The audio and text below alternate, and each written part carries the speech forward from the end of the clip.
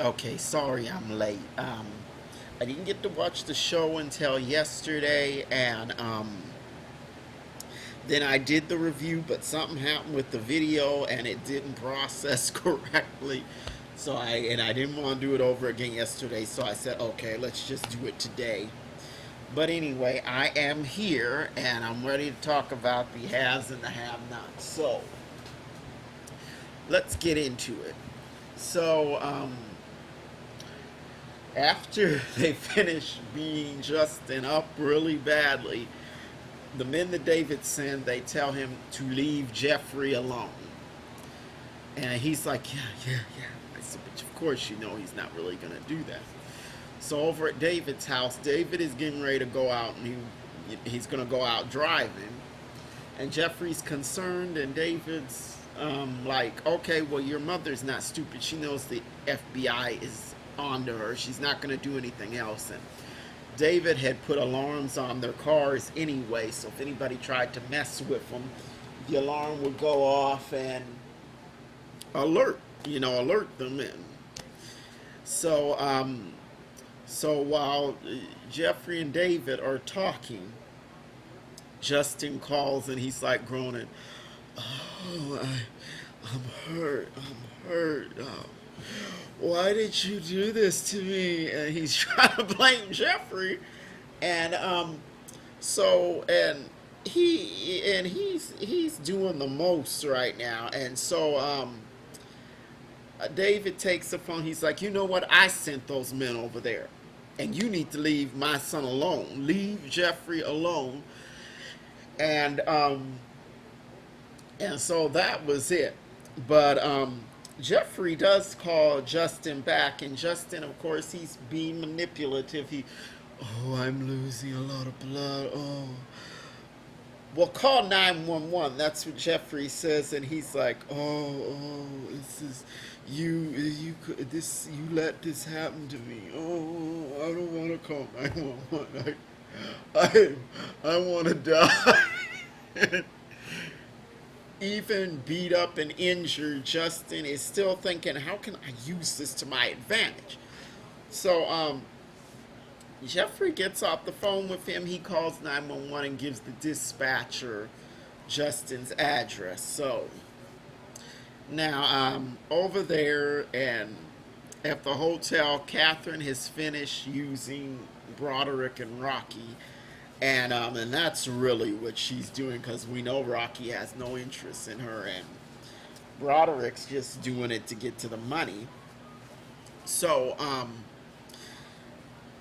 Broderick goes in the bathroom and he calls Candace, and he had sent her a compromising picture of Catherine, and she tells him, well, I apologize to you for having to sleep with that beast. And Broderick's like, well, no, I don't care. I like her. And Candace is like, do you?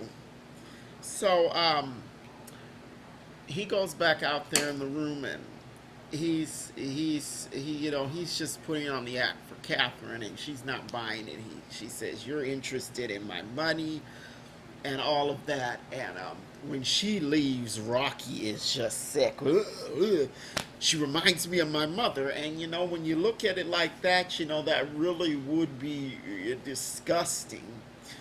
If you're with somebody that's in the same age category with your mother, and it's it really would be disgusting, especially when you're being forced to do it. So Broderick's trying to keep him, get Rocky, keep him engaged and get him to keep going along with this. And he's like, we'll keep doing it. We'll come out on top. We'll come out on top. And Rocky's like, you're sick, and he leaves. Okay, and Broderick was like, I don't know, I like her. Okay, so on to Candace and Hannah. So Candace is just sitting there in the living room. She's minding her own business, and here comes Hannah. Hannah just started this, and Hannah just likes to start things with Candace and get to arguing back and forth. And she's asking her, why are you over here looking for that woman's husband? Candace tells her, okay, she doesn't care anything about that man. In fact, she's over in a hotel with two younger men. Hannah's all, I don't believe you. And she's like, okay, I can send you a picture. And Hannah's like, don't send me nothing like that to my phone.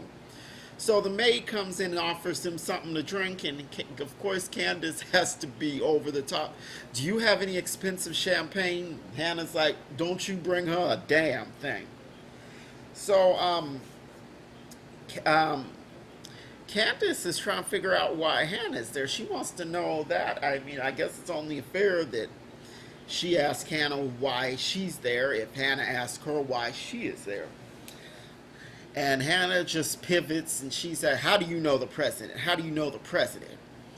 And Candace is not trying to talk about all that. And Hannah brings up Quincy Jr. and she's showing her a picture of him on her phone, and Candace is not trying to see it. Candace puts in her earbuds and is like, I'm not trying to hear this.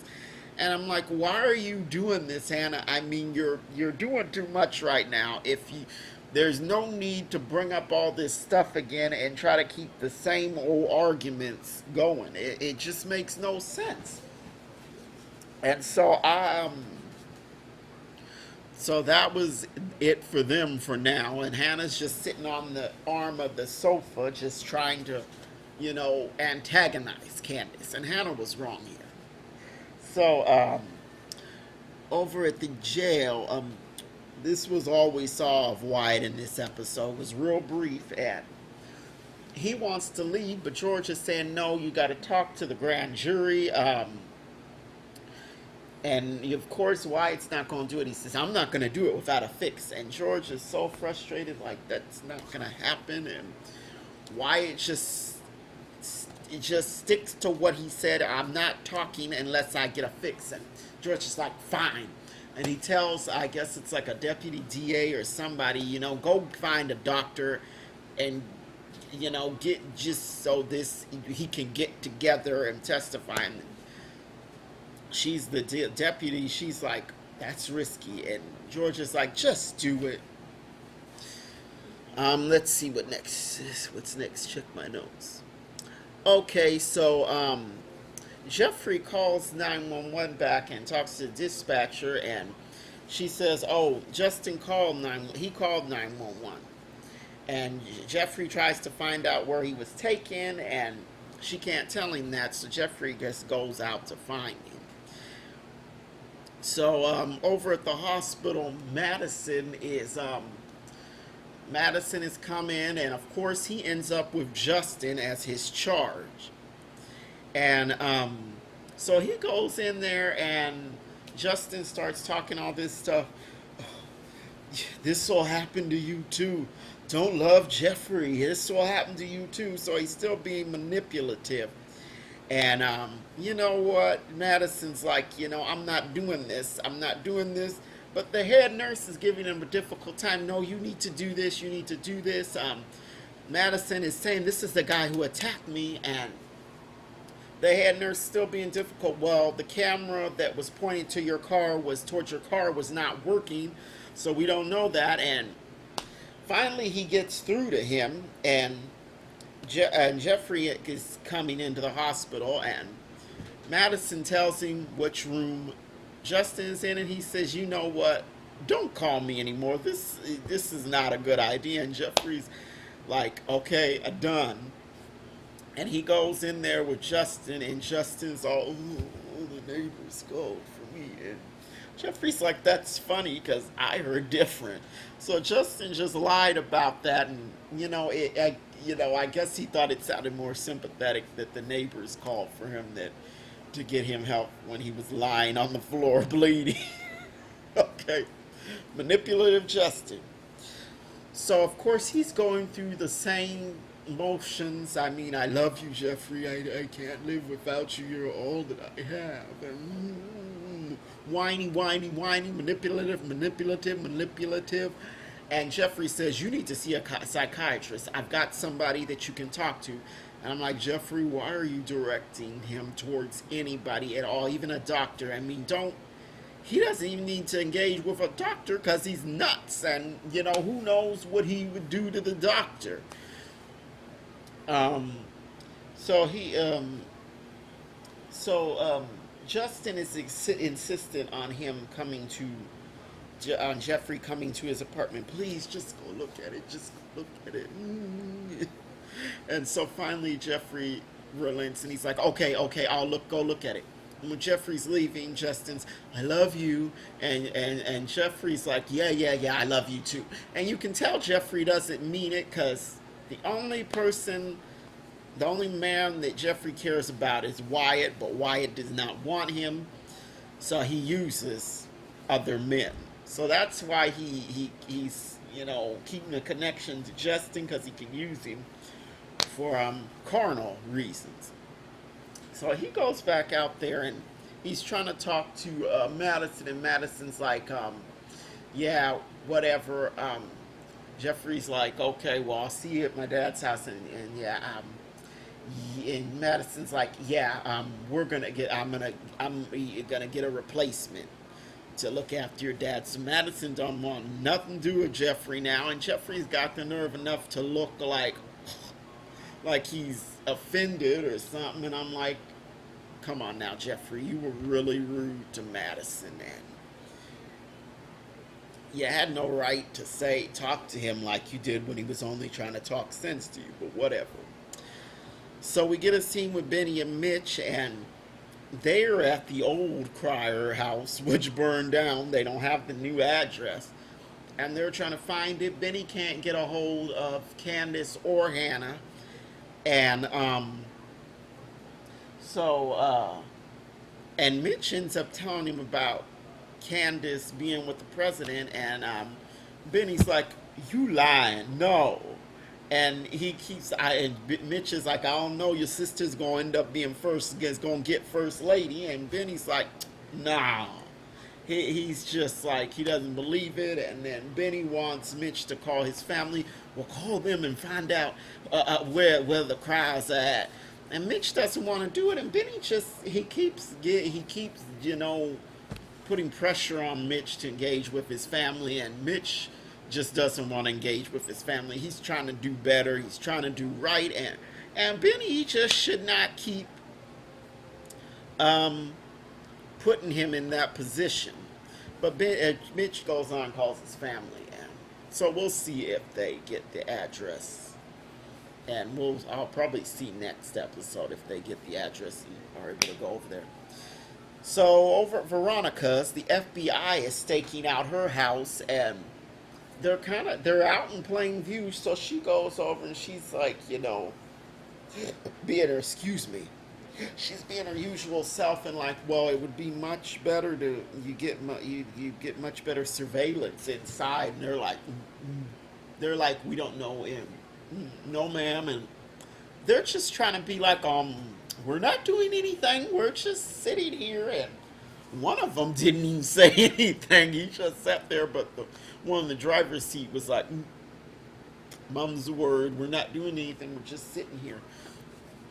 So David pulls up and she tells them, now that's who you need to be looking at. That's who you need to be watching. And so